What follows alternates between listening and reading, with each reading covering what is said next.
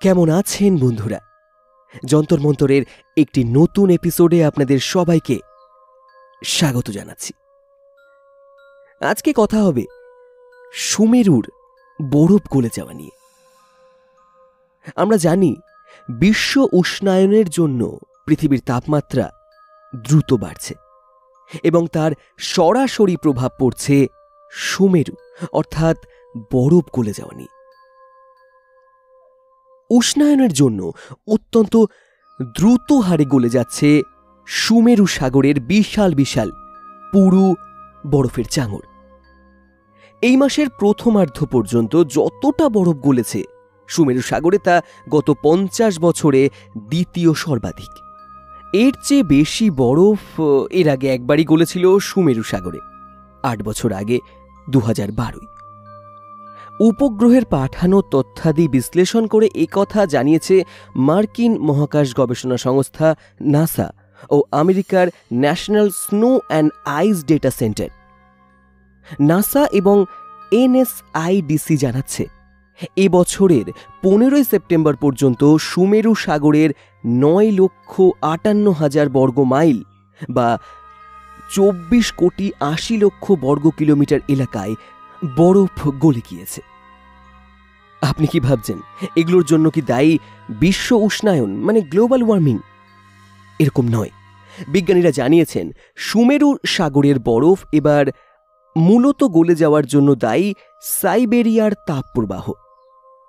2007 থেকে 2012 এই 6 বছরেই সুমেরু সাগরের বরফ গলে যাওয়ার হার ছিল রীতিমতো উদ্বেগজনক। গত 50 বছরে সেই হার সর্বাধিক হয়েছিল 2012। এবার যে পরিমাণ বরফ গলছে সুমেরু সাগরে তা গত 5 দশকে দ্বিতীয় সর্বাধিক। প্রায় 1.5 কোটি বর্গ মাইল এলাকা জুড়ে গলে গিয়েছে সুমেরুর বরফ। শীতে প্রায় গোটা সুমেরু সাগরই ঢেকে যায় পুরু বরফের চাদরে। বরফে ঢেকে যায় লাগোয়া এলাকাগুলো। ফি বছরই শেষ বসন্ত আর গ্রীষ্মে সেই বরফের চাদর আর চাঙড়গুলো গলে পাতলা হয়ে যায়।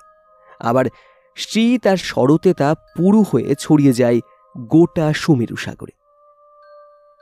নাসা জানাচ্ছে এবছর যে হারে বরফ গলতে শুরু করেছে সুমেরু সাগরে তার যথেষ্টই প্রভাব পড়বে স্থানীয় বাস্তুতন্ত্র এবং আঞ্চলিক ও বিশ্বের আবহাওয়ার উপর। এর ফলে আটলান্টিক ও প্রশান্ত মহাসাগরের জলস্রোতের ধরনও বদলে যাওয়ার আশঙ্কা করছেন বিজ্ঞানীরা। নাসার বিজ্ঞানীদের বক্তব্য, সাইবেরিয়ার তাপপ্রবাহের জন্যই এবছর সুমেরু সাগরে বরফ গলার সময় অনেকটা এগিয়ে এসেছে। এই তাপপ্রবাহের জন্যই গড় তাপমাত্রার চেয়ে এবছর সুমেরুর তাপমাত্রা বেড়ে গিয়েছে 14 থেকে 16 ডিগ্রি ফারেনহাইট বা 8 থেকে 10 ডিগ্রি সেলসিয়াস। সুমেরু সাগরের বরফ এবছর আরও বেশি পরিমাণে গলে যাওয়ায় আরও একটি কারণ খুঁজে পেয়েছেন বিজ্ঞানীরা। তারা দেখেছেন আটলান্টিক মহাসাগরের উষ্ণ জলপ্রবাহ নিচ থেকে তাতিয়ে দিচ্ছে সুমেরু সাগরকে। তার ফলে আরও দ্রুত হারে অনেক বেশি এলাকা জুড়ে এবছর গলে গিয়েছে সুমেরু সাগরের বরফের চাদর ও পুরু চাঙড়গুলো। এর ফলে আবার যখন বরফের চাদর আর চাঙড়গুলো জমে যাবে তখন আর আগের মতো অতটা পুরু হবে না সেগুলো। আমরা সবসময় ভাবি এই বরফ গলে যাওয়ার সঙ্গে নিশ্চয়ই যুক্ত আছে গ্লোবাল ওয়ার্মিং, তবে নয়, প্রাকৃতিক বিভিন্ন কার্যক্রিয়া যেটা কিছুটা প্রভাবিত হয় আমাদের দ্বারা তৈরি গ্লোবাল ওয়ার্মিং, তার পরিপ্রেক্ষিতে এই বরফ গলে যাওয়া আর তার পরিপ্রেক্ষিতে বাস্তুতন্ত্রের পরিবর্তন। এবং আমরা সরাসরি এটা এখন বুঝতে না পারলেও আগামী সময়ে সমুদ্রের জলস্তরের বৃদ্ধি আমাদের বাসস্থানের সংকুলতাকে আরও বাড়িয়ে দেবে। মানুষ বাড়ছে, জায়গা বাড়ছে না।